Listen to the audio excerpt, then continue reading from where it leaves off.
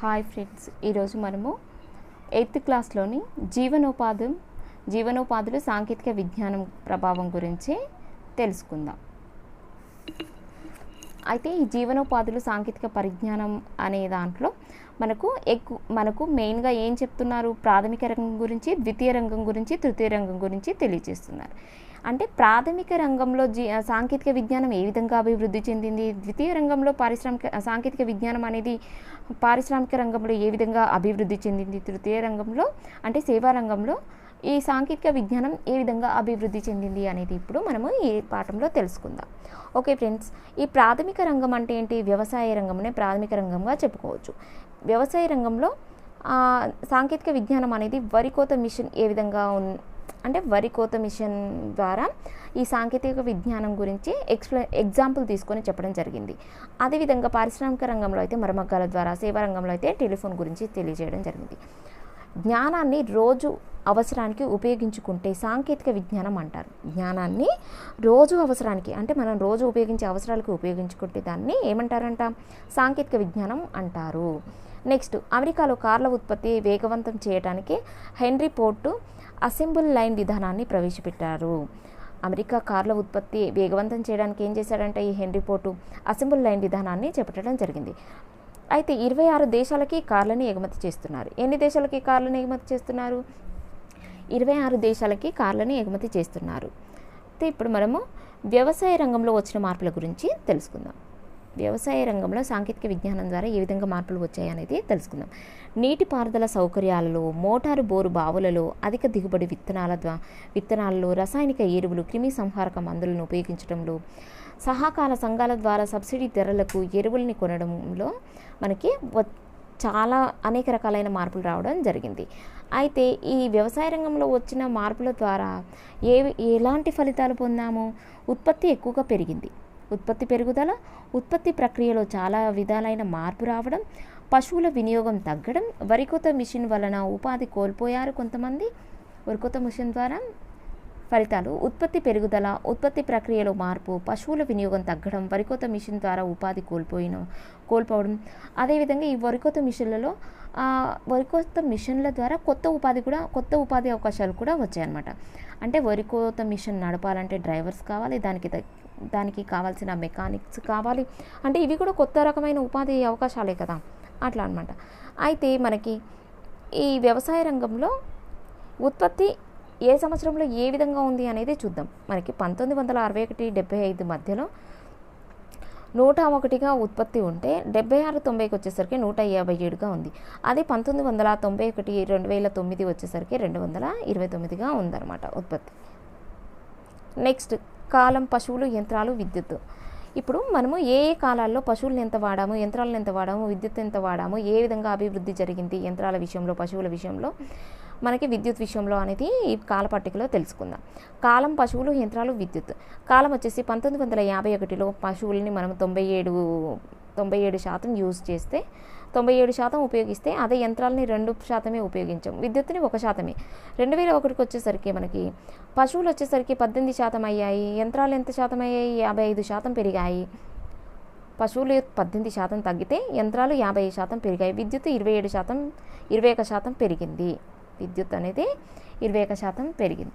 Next, 2009కి వచ్చేసరికి 13%కి తగ్గిందనమాట. 13%కి తగ్గింది పశువులు. నెక్స్ట్, యంత్రాలు 62%, విద్యుత్ వచ్చేసరికి 25%గా విద్యుత్ పెరిగింది. నెక్స్ట్, వరికోత మిషన్ మీద సర్వే చేసింది ఏ సంవత్సరంలో అంటే 2003లో వరికోత మిషన్ మీద అధ్యయనం చేయడం జరిగింది. వరికోత మిషన్ని ఎక్కువగా ఎక్కడ ఉపయోగిస్తున్నారంట? ఒరిస్సా, ఆంధ్రప్రదేశ్, తెలంగాణలో ఎక్కువగా ఉపయోగించడం జరుగుతుంది. ఈ వరికోత మిషన్ ఎక్కువగా ఒరిస్సా, ఆంధ్రప్రదేశ్, తెలంగాణలో ఉపయోగించడం జరుగుతుంది. అయితే 1000 ఎకరాల భూమి ఉందనుకోండి, ఎగ్జాంపుల్ చెప్పాలంటే 1000 ఎకరాల భూమి 250 మంది కూలీలు 80 రోజుల్లో కోస్తే 1000 ఎకరాల భూమిలో వరికోత అనేది 250 మంది కూలీలు 80 రోజుల్లో వరికోత కోస్తే అదే వరికోత మిషన్ 18 గంటల్లో 55 రోజుల్లోనే ఫినిష్ చేస్తుందంట. అంటే దీని ద్వారా ఏమర్థమైంది మీకు అంటే 250 మంది యొక్క కూలీలకు నష్టం కలిగింది. ఈ 55 రోజులు అంటే ఎంత ఇప్పుడు 80 రోజుల పనికి కూడా నష్టం కలిగింది కదా వీళ్ళకి, అట్లా అన్నమాట. నెక్స్ట్ సాంకేతిక విజ్ఞానం. సాంకేతిక విజ్ఞానం పరిశ్రమలో ఏ విధంగా ఉంది? పరిశ్రమలో అంటే ద్వితీయ రంగంలో సాంకేతిక విజ్ఞానం ఏ విధంగా ఉంది అంటే నూలు మిల్లు ప్రభావం, మరమగ్గాల ప్రభావం, చేనేత క్షీణత. నూలు మిల్లు ప్రభావం, మరమగ్గాల ప్రభావం, చేనేత క్షీణత. ఒక మగ్గం ఉండి చేనేత నేస్తే, ఒక మగ్గం ఉండి ఒక మనిషి చేనేత నేసాడు అనుకోండి, దాన్ని ఏమంటారు? చేనేత మగ్గం అంటారు. దాన్ని ఏమంటారు? చేనేత మగ్గం అంటారు. అదే 1 నుంచి 8 మగ్గాలు ఉండి యంత్రాన్ని అమర్చి దానికి యంత్రాలు అమరిస్తే దానిని మరమగ్గం అంటాము. ఈ మరమగ్గాల మీద 2008లో అధ్యయనం చేయడం జరిగింది. వరికోత మిషన్ మీద 2003లో చేస్తే మరమగ్గాల మీద 2008 అధ్యయనం చేయడం జరిగింది. 100 మగ్గాలు ఒకే దగ్గర ఉంటే అది మిల్ అవుతుంది. 100 మగ్గాలు ఒకే దగ్గర ఉంటే అదేమవుతుంది? మిల్ అవుతుంది. 1 నుంచి 8 మగ్గాలు ఉండి దానికి యంత్రాన్ని అమరిస్తేనేమో అది మరమగ్గం అవుతుంది. ఒక మగ్గం ఉండి చేనేత ఒక మనిషి చేతితో నేస్తే దాన్ని చేనేత మగ్గం అంటారు. 100 మగ్గాలు ఒకే దగ్గర ఉంటే అది మిల్లు అంటారు.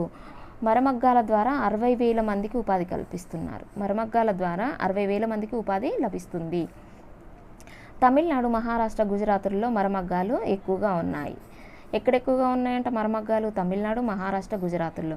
తెలంగాణ, ఆంధ్రప్రదేశ్లో 50,000 మరమగ్గాలు ఉన్నాయి. తమిళనాడు, మహారాష్ట్ర, గుజరాత్లో మరమగ్గాలు ఎక్కువగా ఉంటే అదే మన తెలంగాణ, ఆంధ్రప్రదేశ్లో అయితే 50,000 మరమగ్గాలు ఉన్నాయి. నెక్స్ట్ 1940లో 40,000 ఉన్నాయి. ఈ మరమగ్గాలు 1940లో ఎన్ని ఉన్నాయి? 40,000 ఉన్నాయి. 5 లక్షల కేంద్రాలలో 24 లక్షల మరమగ్గాలు ఉన్నాయి. 5 లక్షల కేంద్రాలలో 24 లక్షల మరమగ్గాలు ఉన్నాయి. నెక్స్ట్ మరమగ్గాల వాటా 1950 నుంచి ఎక్కువగా ఉంది. మరమగ్గాల వాటా ఎప్పటి నుంచి ఎక్కువగా ఉంది? 1980 నుంచి ఎక్కువగా ఉంది. చేనేత క్షీణత అనేది 1988 33 లక్షల చేనేత మగ్గాలు. చేనేత క్షీణత 1988లో 33 లక్షల చేనేత మగ్గాలు ఉంటే ప్రస్తుతం 2009 నుంచి 10కి 24 లక్షలకు తగ్గాయి. 88లోనేమో 33 లక్షల చేనేత మగ్గాలు ఉంటే 2009-10కి వచ్చేసరికి 24 లక్షల చేనేత మగ్గాలు అయ్యాయి. చేనేత కార్మికుడు సగటున 877 చదరపు మీటర్ల వస్త్రాన్ని నేస్తాడు. చేనేత కార్మికుడు సగటున 877 చదరపు మీటర్ల వస్త్రాన్ని నేయడం జరుగుతుంది. మరమగ్గాలలో అయితే 5,866 చదరపు మీటర్ల వస్త్రాన్ని నేస్తారు. చూడండి, చేనేత మగ్గం మీద కన్నా మరమగ్గం మీదనే బట్ట అనేది ఎక్కువగా తయారవుతుంది. ఎంత బట్ట ఉంటుందో దాన్ని బట్టే కూలీ కూడా ఉంటుందన్నమాట. నెక్స్ట్ 1988, 89, 2010-11లో వస్త్ర ఉత్పత్తి ఏ విధంగా ఉందో చూద్దాము. అయితే 1988, 89 మరమగ్గాల్లో 55% ఉంటే 2010-11కి వచ్చేసరికి 63%కి వచ్చింది. నెక్స్ట్ చేనేత అయితే 25%, 88, 89లో చేనేత 25%. అదే 2010-11 వచ్చేసరికి చేనేతకు 16%కి పడిపోయింది. ఈ మరమగ్గాలది అయితే పెరిగింది, 55 నుంచి 63 పెరిగింది. ఇక్కడైతే చేనేత అయితే చాలా తగ్గింది. మిల్లులు కూడా పెరిగాయి. మిల్లులు 1988, 89 20% ఉంటే 2010-11 వచ్చేసరికి 21% అయ్యింది. నెక్స్ట్ సేవా రంగంలో సాంకేతిక విజ్ఞానం ఏ విధంగా ఉంది అనేది ఇప్పుడు చూద్దాం. భారతదేశంలో 3వ స్థానంలో టెలికమ్యూనికేషన్ నెట్వర్క్లో ఉంది. టెలికమ్యూనికేషన్ నెట్వర్క్లో భారతదేశం ఎన్నో స్థానంలో ఉంది? 3వ స్థానంలో ఉంది. నెక్స్ట్ 1990లో ల్యాండ్ లైన్ ప్రారంభించారు. 1990లో ల్యాండ్ లైన్ వచ్చింది. 1995లో మొబైల్ ఫోన్ వచ్చింది. 5 ఇయర్స్ డిఫరెంట్. 90లోనేమో ల్యాండ్ లైన్ వస్తే 95లో మొబైల్ ఫోన్ రావడం జరిగింది. అయితే మొబైల్ ఫోను 2001కి 50 లక్షల కనెక్షన్లు ఉన్నాయి. ఈ మొబైల్ ఫోను 2001కి 50 లక్షల కనెక్షన్స్ ఉన్నాయి. నెక్స్ట్ మే 2012కు 92.9 కోట్లు పెరిగాయి. 2001కేమో 50 లక్షల కనెక్షన్స్ ఉంటే మే 2012కెల్లా 92.9 కోట్లుగా పెరిగాయి. నెక్స్ట్ ల్యాండ్లైన్ కన్నా మొబైల్ ఫోన్లు 2012 నాటికి 20 రెట్లు పెరిగాయి. ల్యాండ్లైన్ కన్నా మొబైల్ ఫోన్లు ఈ 2012 నాటికి 20 రెట్లు పెరిగాయి.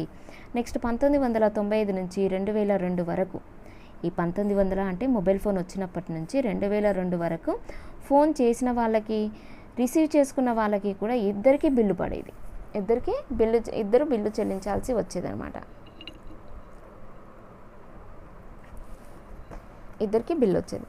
అయితే 1994లో 500 కిలోమీటర్ల దూరంలో ఉన్న వ్యక్తితో 3 నిమిషాలు మాట్లాడాలంటే 28 రూపాయలు డబ్బులు కట్ అయ్యేవన్నమాట. 28 రూపాయలు కట్ అయ్యేది.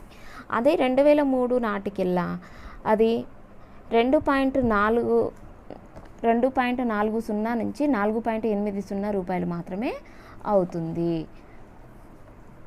నెక్స్ట్, ఈ ఫోన్లు 80 దేశాలకు ఎగుమతి చేస్తున్నారు. మన దేశంలో తయారైన ఫోన్లు 80 దేశాలకు ఎగుమతి చేయడం జరుగుతుంది. అయితే ఏ సంవత్సరంలో ఈ ఫోన్లు ఎంతవరకు పెరిగాయి, పట్టణాల్లో ఎంతమంది ఉపయోగిస్తున్నారు, గ్రామాల్లో ఎంతమంది ఉపయోగిస్తున్నారో చూద్దాం. ఎన్ని ఫోన్స్ ఉన్నాయో. సంవత్సరం 1995 నుంచి 96లో పట్టణాల్లో 4 ఫోన్లు, గ్రామాలలో 0 ఇది. అదేవిధంగా 98 నుంచి 99కెల్లా పట్టణాల్లో 7 ఉంటే గ్రామాల్లో 1. 2002 నుంచి 3 వరకు 14 పట్టణాల్లో ఉంటే 1 గ్రామాల్లో. 2008-9కెల్లా పట్టణాల్లో 66 ఉంటే గ్రామాల్లో 9 ఫోన్స్. 2011-12కెల్లా 167 పట్టణాల్లో ఉంటే 8 గ్రామాల్లో ఉన్నాయి. నోట్, వరికోత మిషన్ అంటే మనము ఈ లెసన్కి సంబంధించి గుర్తుపెట్టుకోవాల్సిన ఇంపార్టెంట్ విషయాలు రాసుకున్నాను ఫ్రెండ్స్, నాకు గుర్తుండడం కోసం. వరికోత మిషన్, దీన్నే కంబైన్డ్ హార్వెస్టర్ అని కూడా అంటారు. ఎప్పుడు అధ్యయనం చేశారంటే ఈ వరికోత మిషన్ మీద 2003లో అధ్యయనం చేయడం జరిగింది. మరమగ్గాల మీద అయితే 2008లో. 1980 నుండి మరమగ్గాల్లో వాటా ఎక్కువగా పెరిగిందనమాట. తమిళనాడులో 1,55,000 ఉంటే ఈ మరమగ్గాలు అనేవి పంజాబ్లో 300. ఎక్కువగా ఎక్కడ ఉన్నాయి మరమగ్గాలంటే తమిళనాడులో. ఎంత ఉన్నాయి? 1,55,000 ఉన్నాయి. పంజాబ్లో అయితే అతి తక్కువగా ఉన్నది పంజాబ్లో. అది ఎన్ని ఉన్నాయంట మరమగ్గాలు? 300 ఉన్నాయి. ఓకే ఫ్రెండ్స్, ఇంతటితో మనము ఈ లెసన్ కంప్లీట్ చేసుకున్నాం. Thank you friends, thank you so much. ఎవరికైనా నచ్చుంటే షేర్ చేయండి, లైక్ చేయండి, ఎక్కడ స్కిప్ చేయకుండా వినండి friends first. Okay, bye friends, take care.